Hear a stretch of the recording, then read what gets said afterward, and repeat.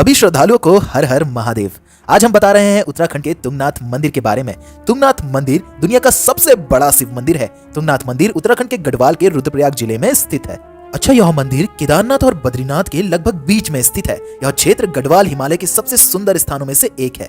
वर्ष के जनवरी और फरवरी के महीनों में आमतौर पर बर्फ की चादर ओढ़े इस स्थान की सुंदरता जुलाई अगस्त के महीनों में और भी अधिक बढ़ जाती है। इन महीनों में यहाँ मीलों तक फैले घास के मैदान और उनमें खिले फूलों की सुंदरता मनभावन होती है।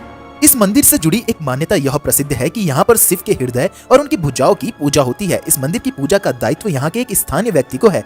समुद्र तल से इस मंदिर की ऊंचाई काफी अधिक है। यही कारण है कि इस मंदिर के सामने पहाड़ों पर सदा बर्फ जमी रहती है। अन्य 4 धामों की तुलना में यहाँ पर श्रद्धालुओं की भीड़ कुछ कम होती है।